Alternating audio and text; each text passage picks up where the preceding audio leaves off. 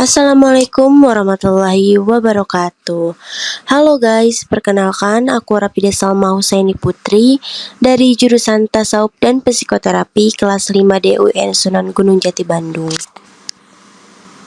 Di video kali ini kita akan membahas mengenai ajaran tasawuf dari Hasan Al-Basri.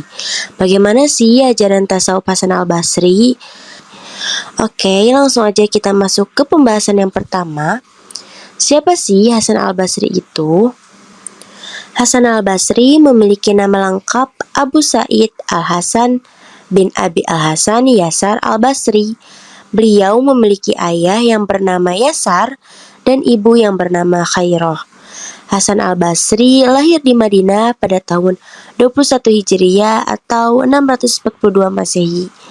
Pada mulanya Hasan Al-Basri dan keluarga tinggal di Wadi Al-Qura, yaitu sebuah wilayah Madinah.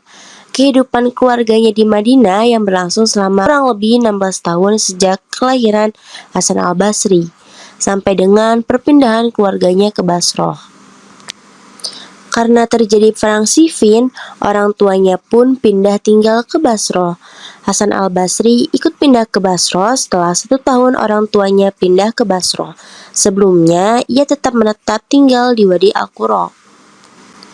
Pada malam Jumat di awal Rajab tahun 110 Hijriah atau 728 Masehi, Hasan Al-Basri memenuhi panggilan Robnya. Nah, karena kita sudah mengenal siapa itu Hasan Al-Basri, maka selanjutnya kita akan membahas apa saja sih karya-karya dari Hasan Al-Basri.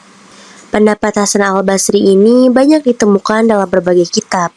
Walaupun begitu, para ulama berbeda pendapat tentang ada tidaknya karya tulis yang ditinggalkan oleh Hasan Al-Basri. Pendapat yang pertama menurut Imam Muhammad Abu Zahra, beliau berpendapat bahwasanya Hasan Al-Basri tidak pernah menuliskan di dalam kitab. Akan tetapi yang meriwayatkan pendapat Hasan Al-Basri adalah muridnya sendiri.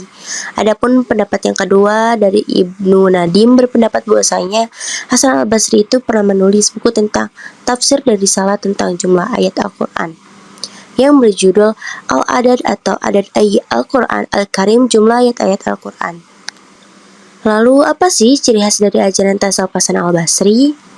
Hasan Al-Basri mempunyai ciri khas dari ajaran tasawuf yang ia sebarkan. Yang pertama adalah zuhud. Hasan Al-Basri mengatakan bahwasanya kita harus memperlakukan dunia ini hanya sebagai jembatan yang hanya sekedar untuk dilalui dan sama sekali tidak membangun apa-apa di atasnya. Maksud dari Hasan Al-Basri adalah kita harus menjadikan dunia ini sebagai jembatan yang akan kita lalui untuk mencapai keridhaan Allah Subhanahu wa taala di akhirat nanti. Sehingga kita tidak terlalu terfokus pada apa yang ada di dunia ini. Ciri khas ajaran tasawuf dari Hasan Al-Basri yang selanjutnya adalah khauf dan roja.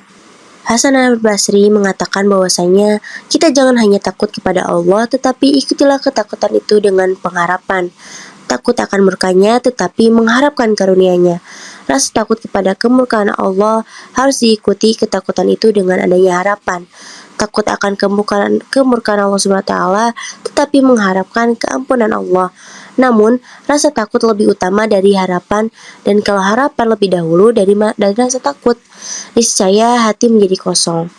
Tujuan pokok khauf dan roja ialah ingin mencapai kebebasan dari kejahatan dan mencapai kebaikan dan juga ketakwaan.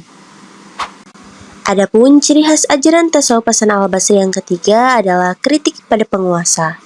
Ketika Al-Hajjaj Tsaqafi menjadi gubernur Irak, ia dikenal karena kediktatorannya yang kejam.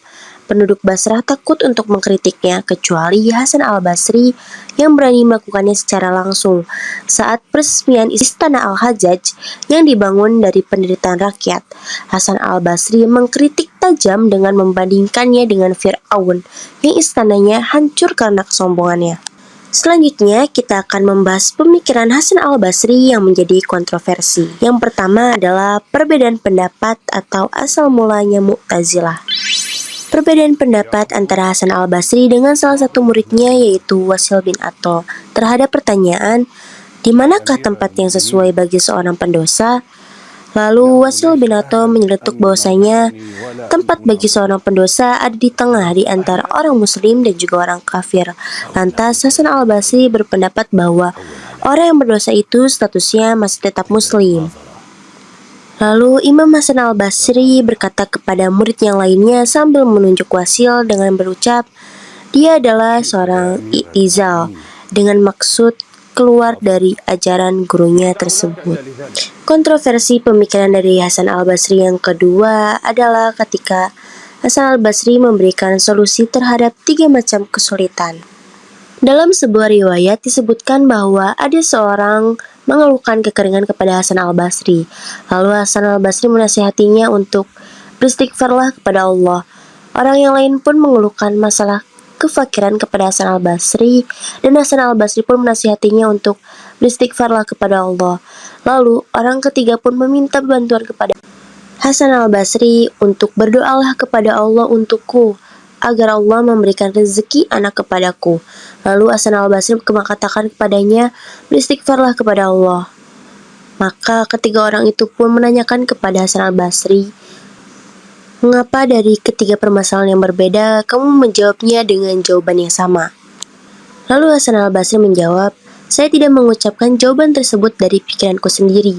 Sesungguhnya Allah SWT berfirman dalam surat Nuh ayat 10-12. Baik teman-teman semuanya, untuk pembahasan mengenai ajaran tasawuf dari Hasan al-Basri ini cukup sekian.